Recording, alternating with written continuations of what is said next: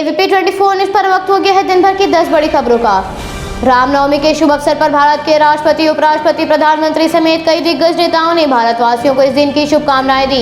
राष्ट्रपति ने कहा, मर्यादा पुरुषोत्तम राम के जन्म दिवस पर मनाया जाने वाला ये पर्व हमें जीवन में मर्यादा का पालन करने की प्रेरणा देता है। आइए हम सब ये संकल्प लें कि कोविड-19 महामारी को हम सत्य, निष्ठा एवं संयम से पराजित करेंगे।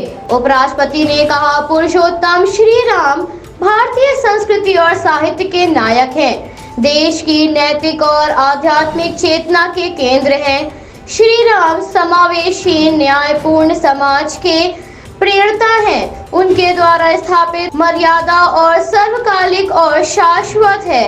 रामनवमी पर शुभकामनाएं देते हुए प्रधानमंत्री ने कहा, मर्यादा पुरुषोत्तम श्री राम का हम सभी को यही संदेश है कि मर्यादाओं का पालन करें। कोरोना के इस संकट काल में कोरोना से बचने के लिए जो भी उपाय हैं, कृपया करके उनका पालन कीजिए। दवाई भी कड़ाई भी के मंत्र को याद रखिए। गृह मंत्री ने शुभकामनाएं देते हुए कहा, संपूर्ण मानव जाति के आदर्श मर्यादा पुरुषोत्तम प्रभु श्री राम सभी पर अपनी कृपा का आशीर्वाद बनाए रखें। तो वहीं रक्षा मंत्री ने शुभकामनाएं देते हुए कहा, मर्यादा पुरुषोत्तम भगवान राम हमारे लिए धैर्य, संयम, शौर्य एवं मर्यादाओं के पालन के प्रतीक है। रामनवमी का पर्व सभी देशवासियों के लिए मंगलकारी हो, यही प्रभु से कामना है।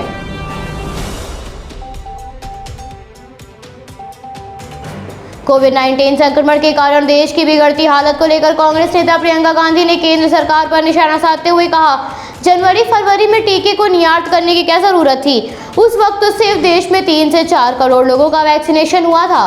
भारत में दुनिया का सबसे बड़ा टीकाकरण अभियान चल रहा है, लेकिन संक्रमण के बढ़ते हुए मामलों के कारण देश की स्वास्थ्य व्यवस्थाएं बिगड़ती जा रही हैं। ऐसे में प्रियंका गांधी ने केंद्र पर वैक्सीन के लिए कोई ठोस रणनीति न होने का आरोप लगाया। प्रियंका गांधी ने कहा, रेमडेसिविर इंजेक्शन की कमी क्यों हो गई।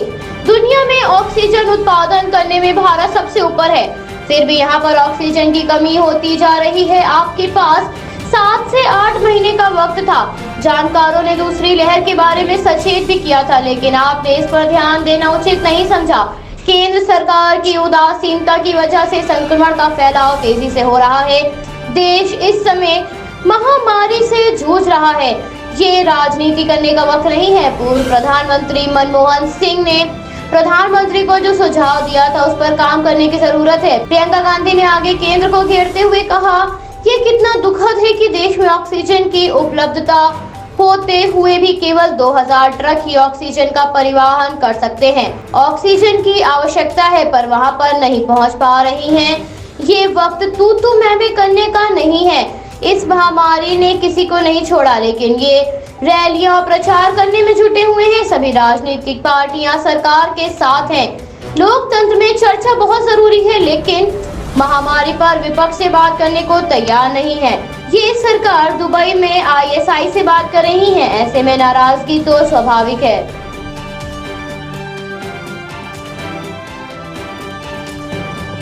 भारत में संक्रमण के मामले तेजी से फैल रहे हैं। अस्पतालों में ऑक्सीजन की कमी हो गई है। आलम यह है कि दिल्ली के गाजियाबाद जिले के मोदी नगर के मौजपुर के एक अस्पताल में ऑक्सीजन टैंकर आया, जिसके बाद कोविड वार्ड में ऑक्सीजन ले जाने के लिए ट्रॉली का इस्तेमाल किया गया। डॉक्टरों के अनुसार उन्होंने अस्पताल परिसर में ऑक्सीजन टैंकर को जब देखा तो वो भावुक उठे।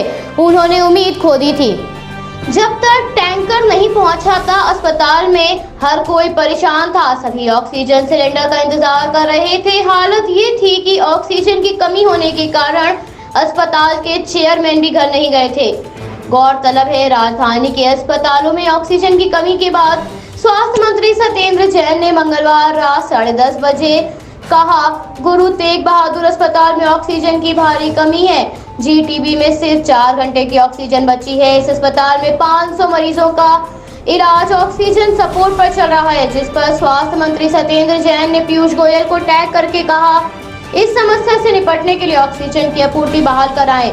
मोदी नगर में जो ऑक्सीजन की सप्लाई करने वाला वेंडर है, वो आने में असमर्थ है और DM और SSP का दबाव था कि दूसरे राज्यों जैसे दिल्ली को ऑक्सीजन की आपूर्ति न कराएं। ऐसे में हमारे पास से बृहस्पतिवार रात 2 बजे तक की ऑक्सीजन बची है। त्रासदी को रोकने के लिए ऑक्सीजन की सख्त जरूरत है। दिल्ली के कई अस्पतालों में 10 से 12 घंटे की ऑक्सीजन बची है। ऑक्सीजन की कमी होने के कारण कई मरीजों ने अपना दम तोड़ दिया है।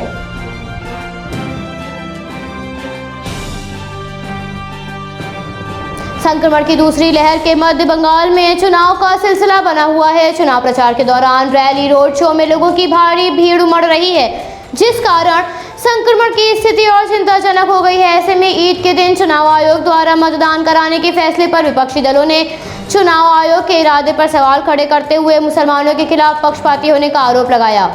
बता दें, संक्रमण के फैल रहे प्रकोप के बाद भी बंगाल में चुनाव का सिलसिला बना हुआ है। ऐसे में मतदान केंद्रों पर भारी संख्या में मतदाता उमड़ रहे हैं, जहां कोविड-19 प्रोटोकॉल के नियमों की धज्जियां उड़ती हुई नजर आ रही हैं। इसके बाद भी चुनाव आयोग द्वारा इस पर ध्यान नहीं दिया जा रहा है।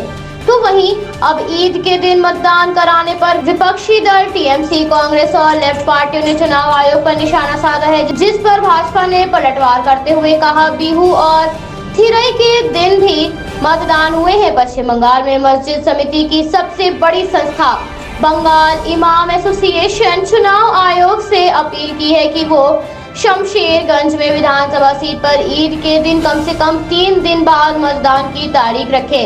एसोसिएशन के अध्यक्ष मोहम्मद याहिया ने कहा, 14 मई या उससे एक दिन पहले 13 मई को ईद का त्योहार मनाया जाएगा।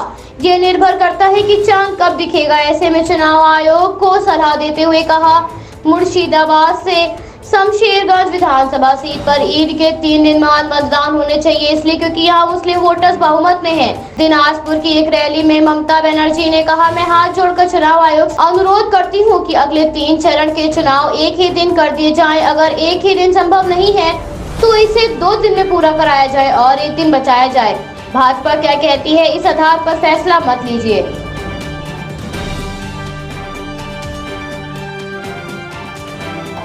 कर्नाटक में महामारी के कारण इतने लोगों की जान जा रही है, शमशान घाट पर भीड़ लग गई है, जिस कारण अंतिम संस्कार के लिए टोकन प्रक्रिया शुरू कर दी गई है। कर्नाटक के होसपाल्या में शमशान घाट पर मृतकों की भीड़ लग गई है, जिस कारण अंतिम संस्कार के लिए लोगों को टोकन लेकर कतारों में इंतजार करना पड़ रहा है।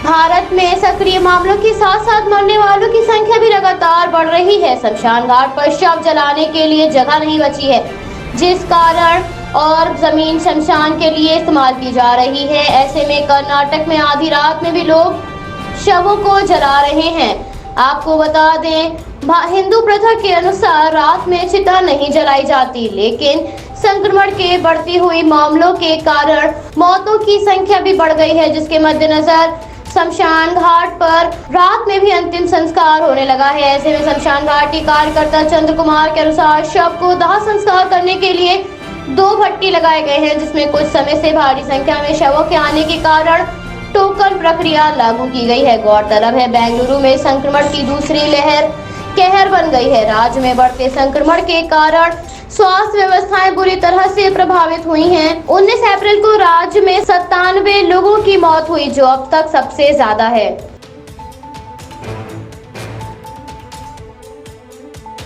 महाराष्ट्र में संक्रमण के बढ़ रहे प्रकोप के मद्देनजर राज्य कैबिनेट की बैठक में अधिकांश मंत्रियों ने लॉकडाउन लगाने की मांग की है। हालांकि इस बात की अधिकृत घोषणा नहीं हुई है, लेकिन राज्य के मुख्यमंत्री लॉकडाउन की घोषणा कर सकते हैं। महाराष्ट्र में प्रतिदिन आ रहे मामले नया रिकॉर्ड बना रहे हैं। महाराष्ट्र में दिन पर दिन हालात बद से बदतर होते जा रहे हैं। राज्य के स्वास्थ्य मंत्री राजेश टोपे के अनुसार कड़े प्रतिबंधों के बावजूद प्रतिदिन 50,000 से ज्यादा संक्रमित मरीज पाए जा रहे हैं। इसलिए राज्य कैबिनेट की बैठक में संक्रमण की चेन को तोड़ने के लिए 21 अप्रैल की रात 8 बजे से लॉकडाउन लगाया जाएगा। मुख्यमंत्री अधिकृत तौर पर लॉकडाउन की घोषणा कर सकते हैं। शिवसेना नेता और शहरी विकास मंत्री एकनाथ शिंदे के अनुसार राज्य में पूर्ण लॉकडाउन लग सकता है। ये लॉकडाउन पिछले वर्ष की तरह ही कड़ा होगा। लॉकडाउन के कारण प्रवासी मजदूरों में भय का माहौल बना हुआ है। पुणे रेलवे स्टेशन पर करीब 2000 प्रवासी मजदूर लॉकडाउन के डर से अपने घर जाने के लिए इंतजार कर रहे हैं, जिस कारण रेलवे स्टेशन पर भीड़ उमड़ी दिख रही है।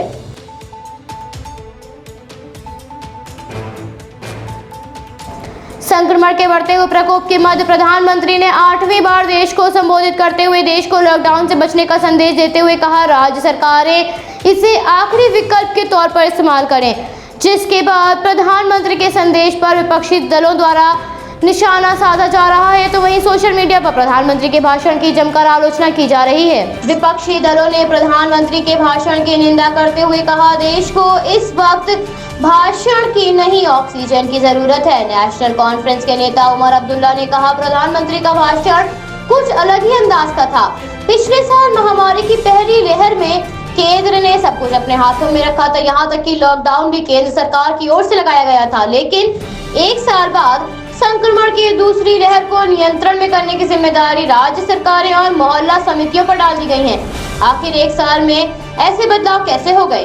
प्रधानमंत्री ने अपने 19 मिनट के संबोधन में कहा, लॉकडाउन से बचने की भरपूर कोशिश करनी है और माइक्रो कंटेनमेंट जोन पर ध्यान केंद्रित करने की आवश्यकता है ताकि लॉकडाउन जैसे हालात ना बने।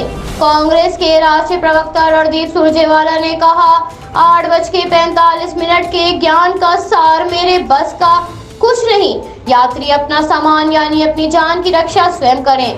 कांग्रेस नेता मनीष तिवारी ने प्रधानमंत्री के भाषण पर कहा, प्रधानमंत्री का भाषण लाबोलुआब यही रहा कि दोस्तों आप अपनी रक्षा स्वयं करो। अगर आप संक्रमण को मात देकर निकलने में सक्षम रहे तो निश्चित रूप से हम किसी उत्सव और महोत्सव में मिलेंगे। तब तक के लिए शुभकामनाएं, भगवान आपके साथ रहें। इंडियन यूथ कांग्रेस के नेता श्रीनिवास ने प्रधानमंत्री के भाषण पर कहा, क्षमा कीजिए, देश को भाषण नहीं ऑक्सीजन की जरूरत है।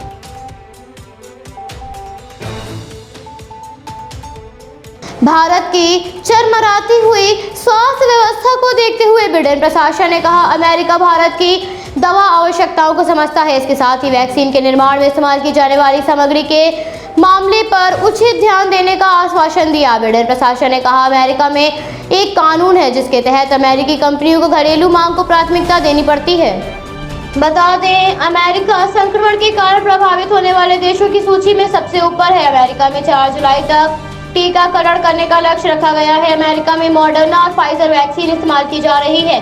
अमेरिकी कंपनियों के सामने वैक्सीन के निर्माण में जरूरी कच्चे माल की आपूर्ति सिर्फ घरेलू उत्पाद को ही लेकर करने का दबाव बनाया गया है। प्राप्त जानकारी के अनुसार बिडेन प्रशासन ने भारत सरकार को संदेश भिजवाते हुए कहा, भारत की जरूरतों को समझता है। अमेरिकी अधिकारी मानते हैं कि भारत अमेरिका के बीच स्वास्थ्य सहयोग का दायरा व्यापक है। आगे बिडेन प्रशासन ने कहा, दिल्ली स्थित अमेरिकी दूतावास के अधिकारी भी संबंधित भारतीय अधिकारियों के साथ इस मामले पर संपर्क में हैं।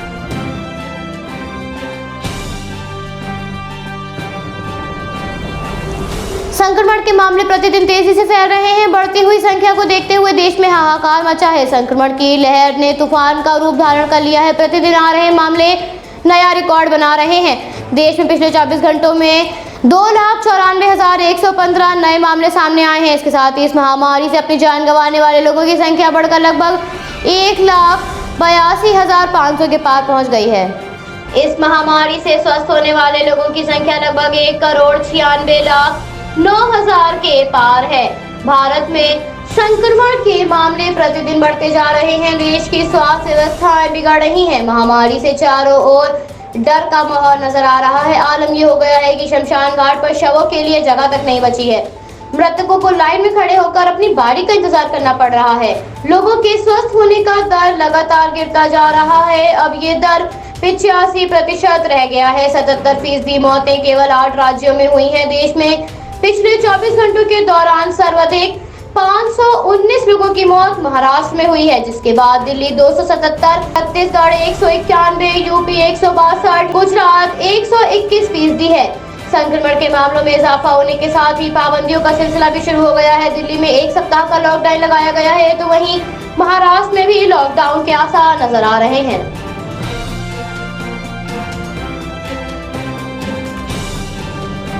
कल का आईपीएल का मुकाबला दिल्ली कैपिटल्स और मुंबई इंडियंस के बीच खेला गया, जिसमें 5 गेंदें शेष रहते हुए 6 विकेट से दिल्ली ने मुंबई को हराकर पॉइंट्स टेबल पे दूसरे नंबर पर जगह पा ली है। मुंबई के कप्तान रोहित शर्मा ने टॉस जीतकर पहले बल्लेबाजी का फैसला लिया। मुंबई की शुरुआत कुछ खास नहीं रही। तीसरे ओवर में क्विंटन डिकॉक आउट हो गए, जिसके बाद रोहित शर्मा ने 44 और सूर्य कुमार यादव ने 24 रन तेजी से मिलकर बनाए और इन दोनों की अर्धशतकीय साझेदारी सूर्य कुमार के आउट होने के साथ ही टूट गई। दिल्ली की तरफ से अमित मिश्रा सफल गेंदबाज रहे। अमित मिश्रा ने 4 विकेट चटकाए और आवेश खान को 2 विकेट प्राप्त हुई। सेकेंड इनिंग में बल्लेबाजी करने उतरी दिल्ली की टीम की शुरुआत खराब रही। पृथ्वी शॉ दूसरे ओवर में आउट हो गए, जिसके बाद शिखर धवन 45 और स्टीव स्मिथ 33 रन बनाए और अर्धशतकीय पारी खेली, लेकिन स्मिथ को आउट कर इस साझेदारी को तोड़ा गया। एक समय पर दिल्ली को 18 गेंदों में 22 रन की जरूरत थी और पृथ्वी शॉ आउट हो गए थे, लेकिन हेटमेयर ने 9 गेंदों में महत्वपूर्ण 14 रन बनाए। हेटमेयर जबरदस्त बल्लेबाजी के दम पर दिल्ली की टीम को शेष 5 गेंदें रहते हुए 6 विकेट से मैच जिताया।